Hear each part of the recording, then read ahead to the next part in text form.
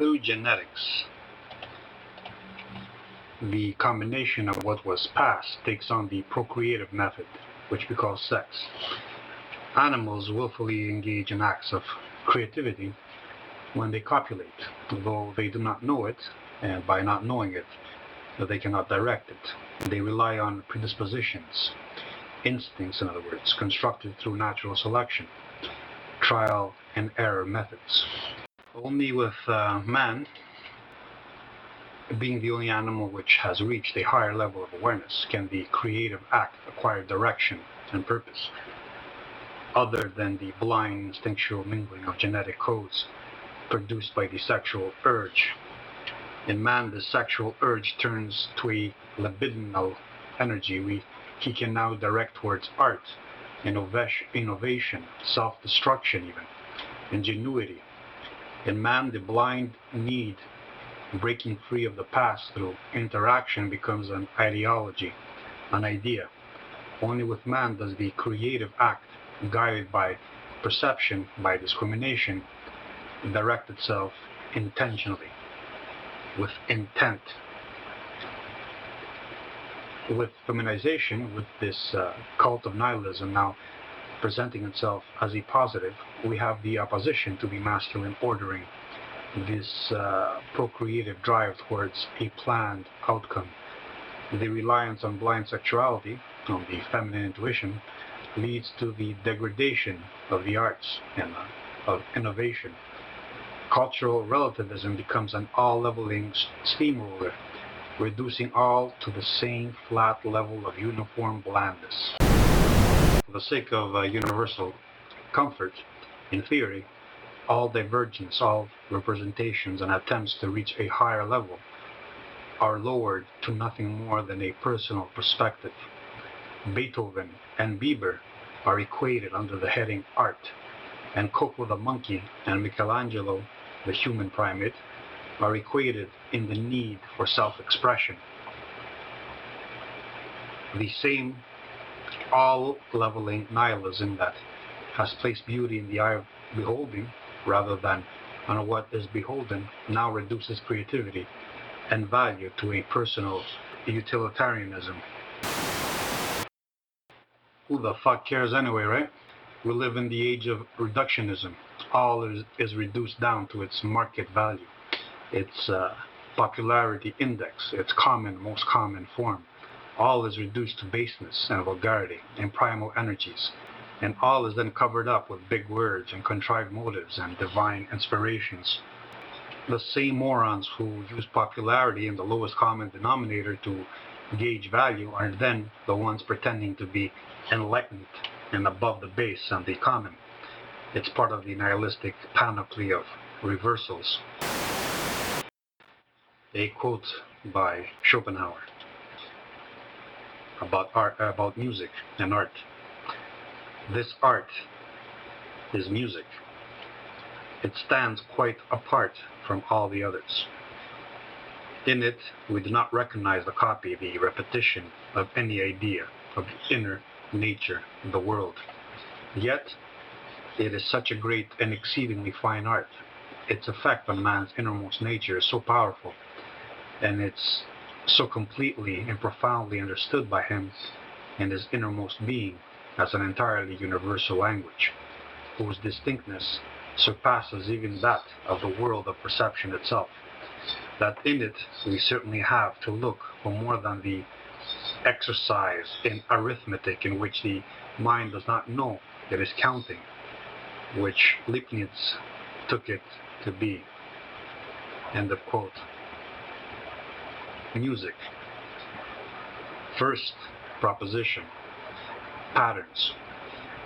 The brain forages for patterns. It is an ordering biological tool. The mind is its projection in time-space. As such, it is attracted to patterns and order. The brain can only comprehend what it can store and analyze. Storage requires ordering, processing, cataloging, categorizing. Ordering and confusing or chaotic. Ordering the confusing and chaotic or complicated demands simplification. and generalization. We create approximations to efficiently act. We understand by finding a pattern and extrapolating the entirety. Second proposition, resistance. The path of least resistance implies that repetition lessens resistances, creating habituation and experience. We are drawn to the familiar because a neural pathway, once established, is more easily reused rather than replaced. Continuous use makes something familiar and easy. The attraction to the familiar creates behavioral patterns resulting in thinking, in species, and in culture. In other words, genetic and mimetic codes. Third proposition, energy. Energy is a resonating activity.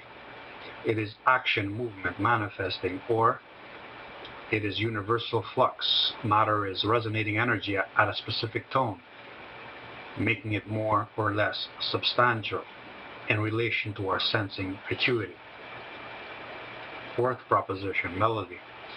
Music is a sound exhibiting patterns and repetition. Otherwise, it is called noise. It is energy made audible. Conclusion. The familiarity with patterns makes them attractive. It awakens remembrance by stimulating neural pathways which might have become forgotten, or by harmonizing with our own energies. It can imitate our becoming. This is why music can be emotional and exhibit psychosomatic effects. We are energy, and so the vibrations are intimate to our becoming. The kinds of music an individual, a collective, listens to, it is attracted by, the rhythms and the beats, reflect the individual's and the collective's overall essence. The visceral reaction to an ordering piece of sonar stimuli is the most honest representation of the emerging unity's internal nature, his or her true spirit, as this has been inherited and cultivated within a particular environment. The writer often performs a kind of linguistic sleight of thought. He impresses upon the reader the feeling that what he is being given, he, the reader, already has possession of. Like all magic tricks, its success resides both in the talent of the magician and in the receptive frailty of human nature. Books of today do not want to challenge the reader. They only want to be liked, and by being liked, they want to be purchased. They feed into the reader's psychology, telling him what he wishes to hear in the way he wishes to hear it. The popular author is the one who can mine the human soul, tap it to the most average human emotion, but then fabricate a feasible alternative world that makes this one an easily replaceable fabrication. The author of today is a drug dealer. He does not wish to enlighten, to inspire. He mostly wants to numb, inebriate, to make of himself and of his product an obsession, an addiction. He wishes to sell. For the modern man, a book is more of a decorative piece, the thoughts within it common, self-evident, and so you truly cannot judge a book by its cover. People today adorn their homes and themselves with objects they have the least connection with and the most superficial understanding of. They adorn themselves with objets d'art that creates a sensation in them and the observing other. They wear emotions on their sleeves and around their necks and hanging from their ears. The popularity of plastic surgery has only served to validate the hypocritical proposition that appearances are skin deep. The procedure at first validates the significance of the apparent as a manifestation of nature, but then it changes it, essentially hiding the significance beneath falsity. When the individual cannot trust his, her, or own senses, the idea that you can't judge a book by its cover finds corroboration. Getting a nose job doesn't stop the honker from being passed on to your offspring. Getting a facelift doesn't make the years roll back. Getting a brain lift, a brain job, we call it education, doesn't actually make you smarter. All you do is put on a show for the other guy, hoping he'll buy it. You can't fool nature, but you can certainly try to fool the observing other. Integrity, honesty, down the drain. A word used by women to try to get others to expose what they are hiding. Oral fixation. Oral fixation is what characterizes our feminized, modern, emasculated culture. The bonobos indulge in continuous copulation to relieve stress and to reaffirm hierarchies, avoiding the more chimpanzee masculine violence. They fuck continuously. But we moderns, still trapped in our Judeo-Christian ethics and a paternalism we claim we've surpassed, cannot indulge in orgies of that kind. At least, not openly. Not yet.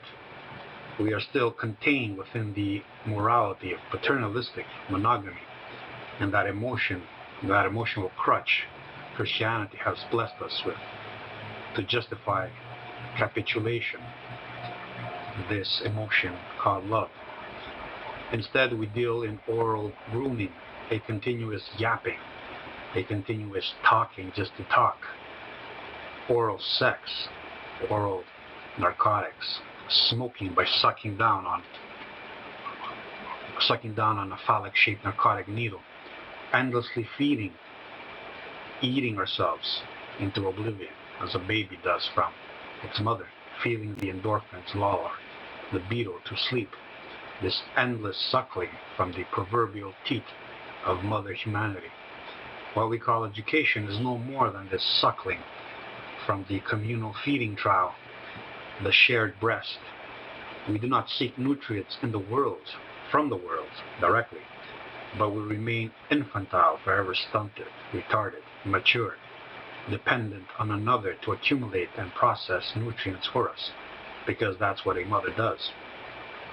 A mother collects nutrients from the world, converts it to a digestible form so baby's tummy does not get irritated, and she feeds her child through her nipple. And how different are today's students? Do they not suckle what has already been collected, converted, and then fed to them through the institutional nipple? Are they not digesting processed nutrients? You can always tell when a mind is stunted. It cannot speak outside references to other people. They, these retards, do not speak of the world by observing the world, but they speak of what someone else said about the world for them. They suckle, they swallow, and then they burp it up when tummy is full.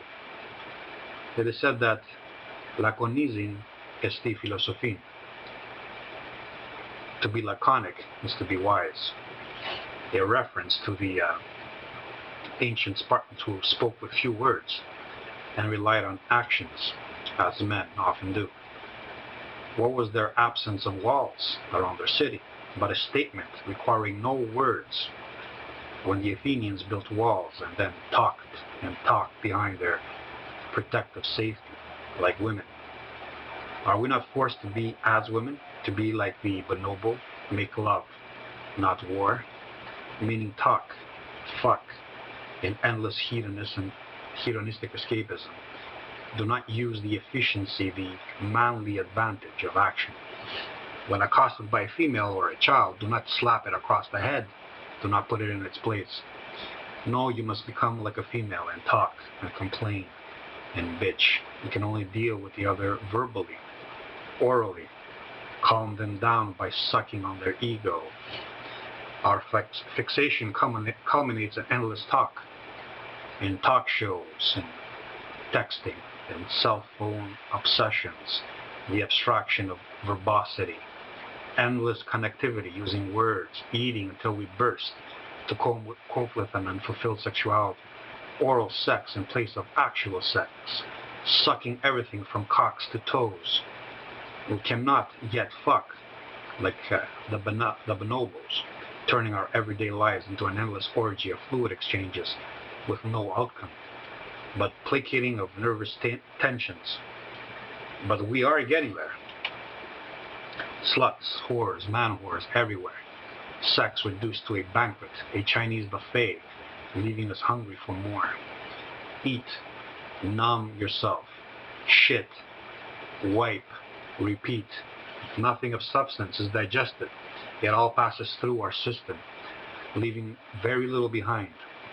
This is feminization in practice. We eat incessantly. We swallow continuously. We munch. We regurgitate. We talk continuously. We are not allowed to do anything but talk. Everything becomes a joke because it is all talk, all words with no substance, no action to back them up. We become gossiping women, sluts who orally masturbate the other to prevent him from hurting us. A man did not need to talk much because he acted. He had the option of action. His actions spoke for him. Not in these days. Men are not permitted this natural advantage. They are denied the expression of this masculine sexuality. All they can do now is talk, use oral methods, pleasure with the tongue. And the female can count on his tongue to pleasure a woman, to inspire a woman to orgasm, to seduce a woman. He, as a man, cannot do it in any other way. He might go to jail if he treats the woman as he knows she wants to be treated. Emotional vampirism is all that is left. We feed off of emotions, and words are how we make the mind ejaculate these emotions. What we need are pacifiers to help us with our oral fixation, a fixation we're not allowed to outgrow. First came the word, and the word, the tongue, the throat, the mouth, is the only activity permitted. Eat, drink, smoke. Use your tongue to pleasure the other. Be pleasured by the other's tongue. Use words to numb yourself. Love, hate, emotions to explain away reality, to put it in an emotional box, to make it comforting, to make it understandable. In our age of zombification, we have been reduced to mouths and stomachs. The walking dead, the walking need, the walking hunger. And what are zombies but cannibals? They do not eat anything else but human beings. They are humans minus reason, minus awareness. They're humans totally given over to pleasure, to need, to hunger, to oral fixation.